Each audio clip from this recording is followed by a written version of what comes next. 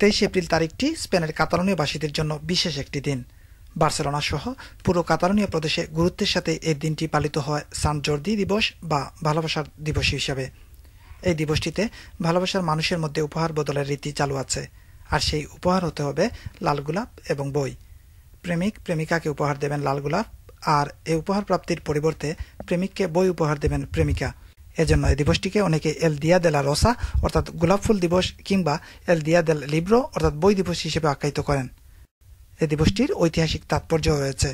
1000 বছর পূর্বে এই 23 এপ্রিল তারিখে সান জর্দি নামক সৈনিক ড্রাগনকে হত্যা করে ড্রাগনের কবল থেকে রাজকুমারীকে মুক্ত করেছিলেন। ভালোবাসার নিদর্শন হিসেবে এই দিনটি স্মরণ করেন কাতালোনিয়াবাসী। দিবসটি উপলক্ষে পুরো কাতালোনিয়ায় হাজারো ফুল এবং বইয়ের স্টল বসে। একদিনেই প্রায় 8 মিলিয়ন গোলাপ ফুল আর 8 লাখ বই বিক্রি নিশ্চয়ই কম কথা নয়। বার্সেলোনার প্রাণকেন্দ্র লা রামলা এলাকা জনাকীর্ণ হয়ে ওঠে হৃদ্যতার আদান প্রদানে। চলে ভালোবাসার জয়গানে কনসার্ট। দিবসটি উপলক্ষে রামলা থেকে স্থানীয় রেডিও এবং টেলিভিশনগুলো লাইভ অনুষ্ঠান প্রচার করে।